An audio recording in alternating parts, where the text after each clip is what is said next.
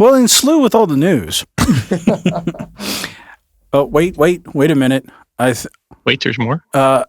There's a okay. There's a live footage coming up.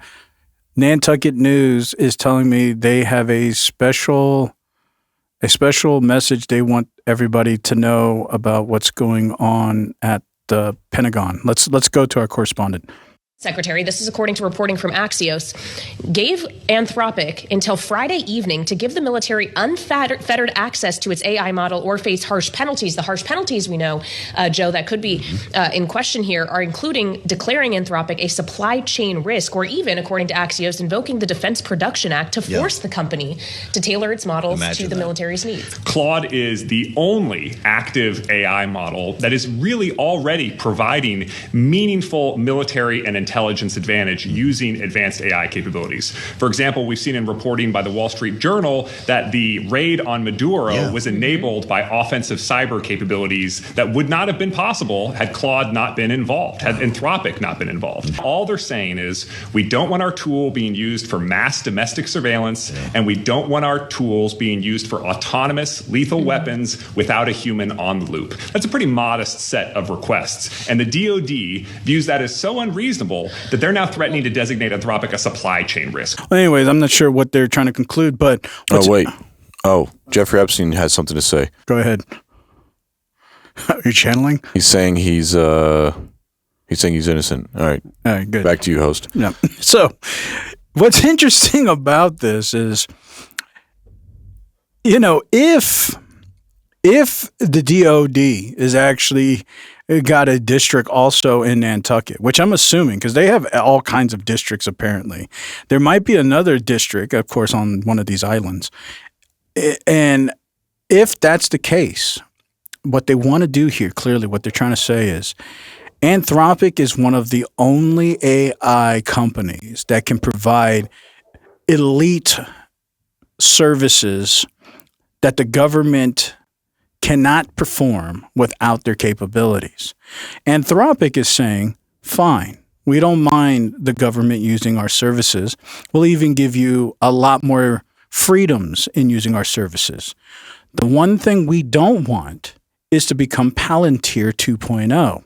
We don't want our services to be used as a mass surveillance system where you are using it to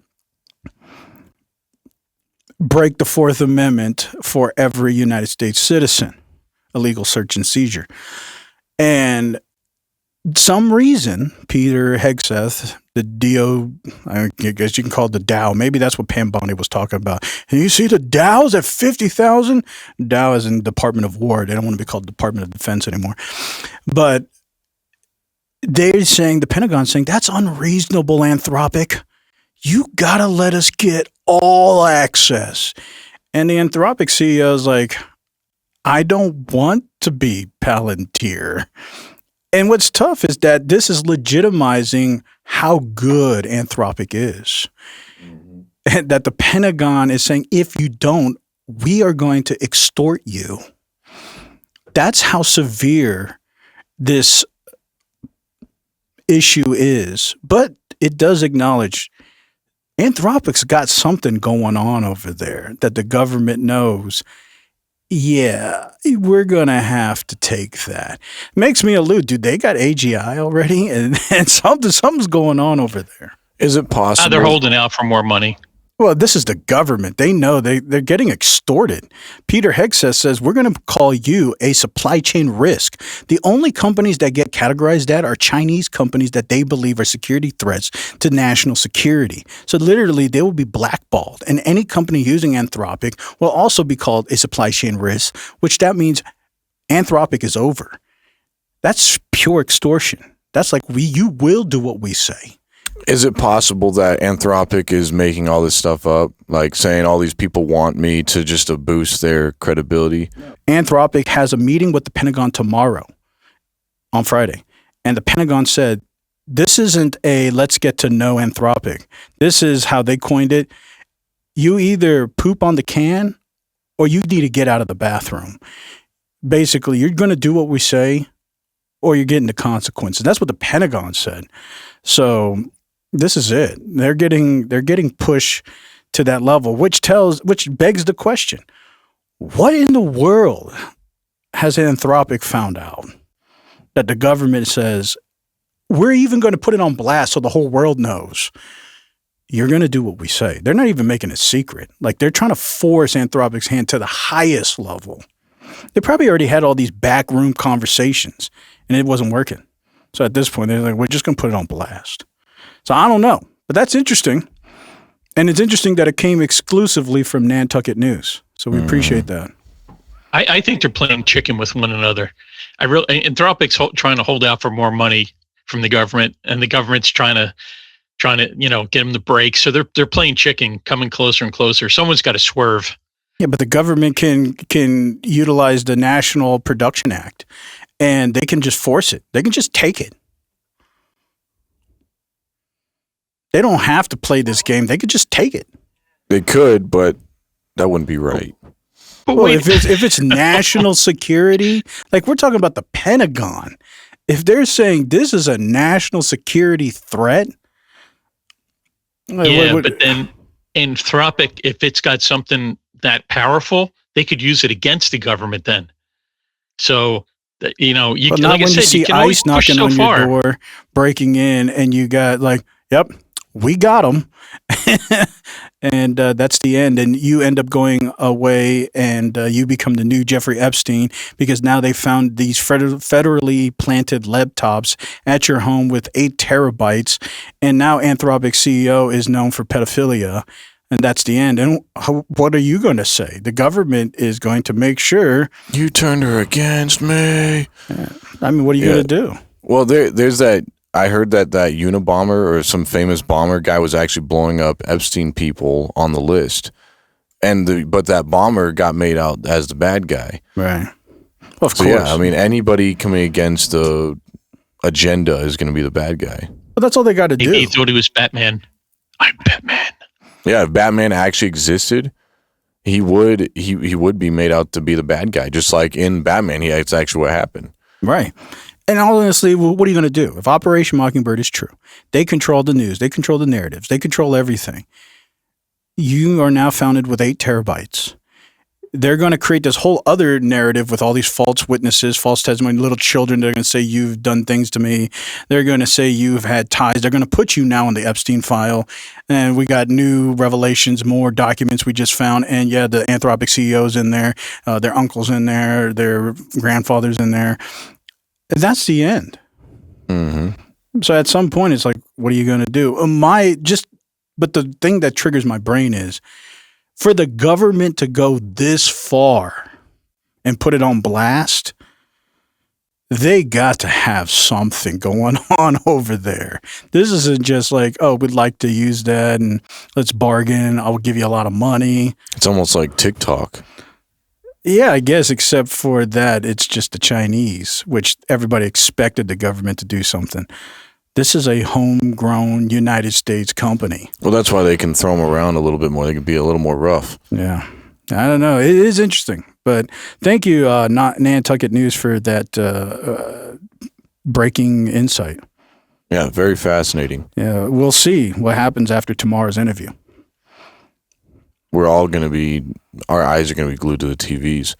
Yeah, it makes me want to support Anthropic because, to stand up to the government, like, of course, I think it's some PR, but, they didn't have to. And if they didn't, nobody would ever know this conversation because, of course, they had these backroom conversations. They could have just took the sums of money and nobody would ever know none of this happened. So clearly they weren't. And were they just playing this out so they can get more? I don't think so. They could have probably named their number and the government would have gave them whatever that number was. Oh, So with all those budgetary cutbacks, though, with Doge and everything, maybe they weren't getting as much as they wanted. Man, they probably took that money and said, we'll give you all of it. But some reason Anthropic isn't. And who knows? They also want to make an IPO pretty soon. And maybe that's where the CEO is going to make a bailout and says, hey, this politics game's too much for me. I created the company from a startup from nothing. Now it's an IPO. It's the largest, most powerful AI. I'm out. Maybe that's what he's going to do. It would be interesting if Anthropic started putting other deals on the table, like let's say they wanted to eliminate the trans stuff going on. They wanted to eliminate abortions. They wanted to eliminate certain things. Or maybe they wanted to see more abortions or more trans stuff. They could put that on the table like, all right, we'll give it to you if you meet our requirements. Because it's the government. So the government would literally force it, military or not. They're just going to force it across the U.S. It's like, and we're going to sign contracts too, so everybody can see. So if you're breaking it or if you're not upholding your end, then everybody's going to be able to see it. Like they could, if they're at this point where they could make the government do whatever they want. Yeah, or the government can say, if you play too much hardball, we're just going to take it from you, and they can. Yeah, pride out of my warm, sweaty hands, you sure? Yeah, when they come in with these laptops. Yeah, that's why my hands are warm and sweaty. That's what I'm saying. You know, every company and every CEO, they do have a lot of power, but you can't fight against the narrative, especially with Epstein. And, you know, it makes a double psyop. Were they creating this blow up of the Epstein so that they can use this as a threat to every CEO? It's saying, see, we still haven't unreleased a lot of this stuff. That means nobody really knows who's in here. So if any of you don't comply, magically you're going to show up on these unreleased documents. It's like, oh, Microsoft CEO, you don't want to comply? All right, fine. Go ahead. Mm-hmm. Oh, we see here. LifeTouch. Maybe LifeTouch was some kind of saintly organization. Maybe. And they didn't comply, and now they're on that's what I'm saying. Maybe the Epstein blow up was just a way to quietly tell the CEOs, comply or show up on these files. I don't know, but it is interesting. It's there, and I guess we're going to find out. The last thing I wanted to play, and you guys can add whatever you want. I don't know if you guys watch the Super Bowl commercials. They always are interesting. But this week, the Super Bowl commercials on this episode, which was about 2 months ago, correlates with all this stuff. The Ritz commercial talks about an island. The Nerds commercial shows a guy who looks like Jeffrey Epstein eating candy for children. And then Sabrina Carpenter, I think is her name. The Pringles commercial, you see them eating a Pringles human. And she thinks it's bad until she finally eats. And then she's like, oh, this ain't that bad. Mm-hmm. So let me play it. Ads were really weird. The Ritz Cracker ad was about a party on an island, and these two dudes were salty that they weren't invited until Scarlett Johansson invited them. Scene then of they her shirt. weren't mad anymore and enjoying the party. It seems like they're saying that we're just salty we weren't invited to the parties too. In the Nerds commercial, they got a dude who looked just like Jeffrey Epstein eating candy with children running around in his background. In the Pringles commercial, Sabrina Carpenter had a boyfriend who was made out of Pringles. Suddenly he dies, and then everyone just starts eating him. This shocks Sabrina Carpenter until she gets a bite for herself. Then she made a face like, oh, it's really not that bad. They trying to tell us don't knock it until you try it, bro. Eat people, gang. In the Alexa commercial, Chris Hemsworth was telling his wife how he was scared about the AI, and she was just telling him that he was crazy. And then the AI suggested to give him a back massage, and then everything was good. Like, that was it. It's like they're telling us we're doing too much about the AI. Well, those are interesting pods. It's like there's ways you can promote your company, but those seem very telling with the recent events with the Epstein files and everything else. Why would you cross that really fine line? But you guys can tell us what you think about that. Is that reach? Is that reaching? Or is that exactly the narrative the elites want you to get acclimated to?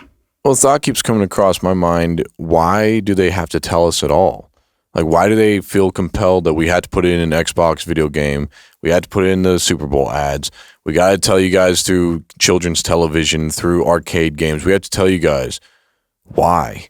And I've heard it many times. A lot of people are saying that it's because, in this whatever they're doing, the occult or Satanism or whatever, they're practicing these weird rituals.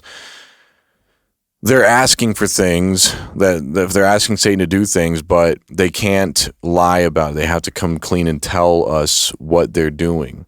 Otherwise, it won't work. So it's like they're trying to cast a spell, but the spell won't work if you're lying, if you're not being truthful. So you have to cast a spell, but then you have to tell the person too. And then they have to accept it, which sounds familiar to previous conversations. You have to actually accept what they're doing. So what they're trying to do is to get us to accept it. So they're just blatantly putting it in our faces all these years to show us, yeah, look, we had an Xbox video game 20 years ago that was doing this, and we had this and this and this. You were okay with it then. What's changed now?